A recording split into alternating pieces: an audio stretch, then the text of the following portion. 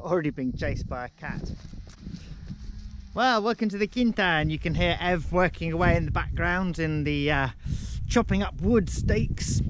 We have been clearing all sorts of building materials out of the old barn, and it's so full of stuff, but luckily quite a lot of it is going to be useful as we continue to advance.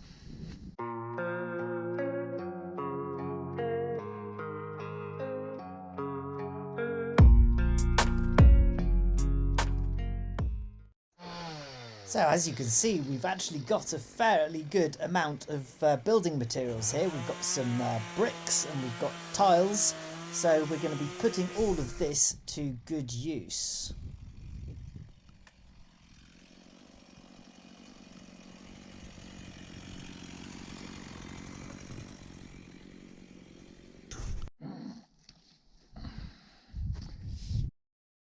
Time to do some watering and compare the temperature inside. I imagine I'm about to be joined by some cats. So 10 degrees outside, gosh, and we got 30 inside. Wow, that's a pretty large difference. So let's see what we got coming up here. These are actually plane trees, and it's really nice to see them coming up. We've done quite a few of those, so we'll share them around. And they're the trees that typically line the roads in France and other parts of Europe. Pyracanthus hasn't done much yet. Is that one coming up? That would be good news. Firethorn, got celeriac, not doing very much at all yet. Hello, pussycat. What are you doing? You're going to walk all over my plants. Aubergines, although that's not an aubergine, that's a weed. And yeah, we've got some beans to transplant. More aubergines here. That's really good to see them coming up. Lots of cherry tomatoes. And these are some little citrus, some orange seeds that I planted last year. And the trick to them is if you nick the seed, they come up pretty well. Those were just ones that we got from the village.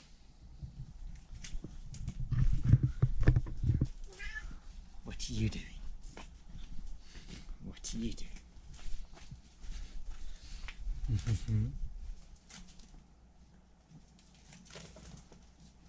A lot of these plants we will of course transplant into the beds up there, and some of them we'll leave to carry on in the polytunnel, so we'll give it over from seeds to beds so that we can extend the season that we're actually getting nice vegetables. What are you doing? What are you doing? What are you doing? What are you doing?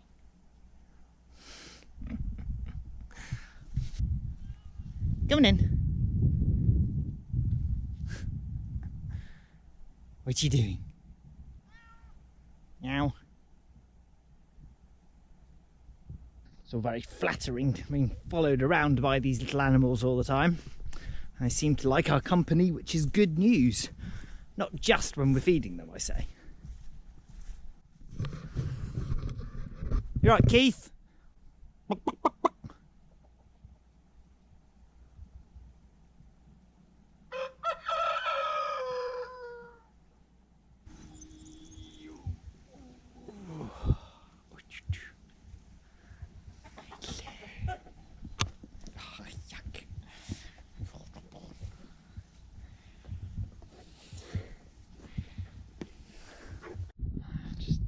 Fresh water for the animals.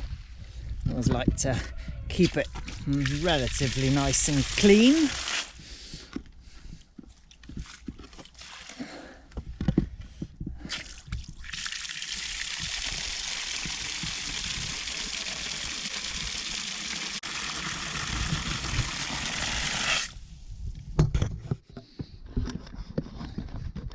Important to change the water for other reasons apart from just the sanitary side of things. We don't want mosquitoes to go, "Ooh, that's a good place to lay my eggs." One thing we don't actually have many at all of up here are mosquitoes, and I have no intention of allowing them to have a foothold if I can possibly avoid it. Right, let's go and have a look and see if there's any activity up at the bees. Well, doesn't seem to be an awful lot going on. Let's have a look inside and see what's up. Seems to be stuck on. A face full of bees would be both annoying and good.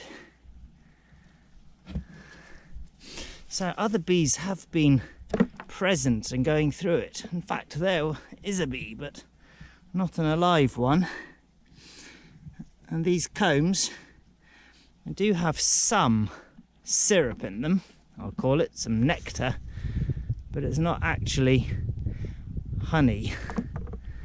And they should probably, oh, there is some there still. So with any luck, as I have previously said, what's going to happen is that bees, when they swarm, will hopefully remember that there is a nice ready built house for them to emigrate to. Right, these need definitely clearing up. It is pretty chilly today, so it may well be that they are not flying. So this is the land I turned over the other day, and as you can see, there are a few bits and pieces which I'm going to need to come and hoe up. But this will be where we plant the tomatoes and aubergines this year. These out of the ground and let the air dry the roots, because otherwise they will definitely get a foothold again.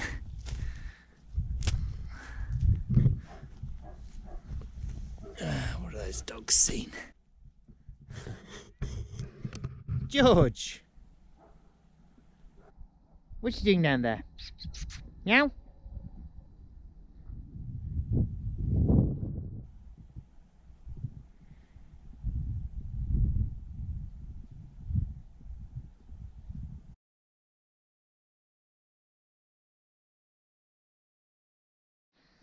So I've been thinking about how I'm actually going to make the roof on the little Baliera, and just going to take you very quickly through my thought process.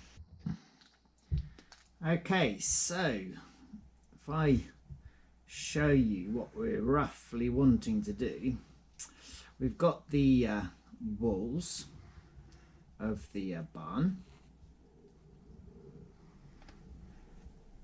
and these are a little bit rough, but we'll come back to that in a minute. We've got a corbel either side, and this is supporting a beam, and we've got the apex of the roof up here. We've got a rather nice vaulted beam here, which goes something like that. We've got the hammer beam coming down, and then we've got a ridge beam up here, and at the moment we've got the roof joists coming in at this angle. So I want to preserve this because it's a rather nice bit of architectural stuff. So the current idea is I'm going to put another beam up at the top. I'm going to flatten out these walls using some concrete or some whatever, put some rebar in it so that it forms a nice ring beam around the walls, and then we're going to put the new joists like this. So the new roof is going to sit above the old one. So it's really just going to be sort of decorative inside. but we'll probably keep the original beam just there because it's a nice bit of fun. And then of course we hopefully will have a nice strong roof. We'll insulate it, we'll put on the tiles, and off we go. So that's about it. Comfy there, is it?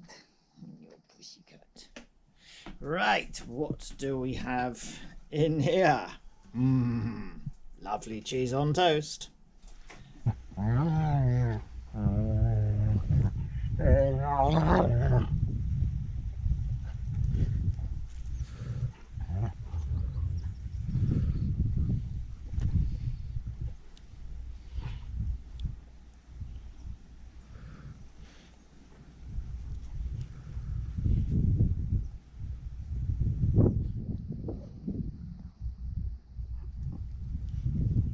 These terrible toothy pegs. So you might have noticed that Portugal had some elections this weekend, and I'm not going to get too political about things, but it's interesting that it's actually followed the same trajectory that we're seeing in many other European countries, and that is a move towards the right. I don't know whether this is a reflection of people's views on the mandates for electric cars, for the fact that farmers are being squeezed and all sorts of funny net zero things are being pushed through. But yeah, they've elected the centre right, and they haven't even got a majority, so that's actually probably a good thing, because they're not going to be able to do a huge amount unless they can get consensus across the board. So yeah, I do sometimes think it's better that we have a minority government and have their hands a little bit tied to leave the rest of us alone. Now, meanwhile, of course, we've still got the farmers' protests going on. The French and Spanish border has been blocked. The police have been firing baton rounds at the farmers. And yeah, I do wonder whether the police that are actually beating up the farmers reflect that if they've eaten breakfast this morning before they go out bashing, that actually they should be thanking a farmer for that meal. Something to ponder really in this rather strange world. As ever, thank you very much indeed for coming along on the journey. Do look after yourself, hit the old like and subscribe, and I'll see you next time.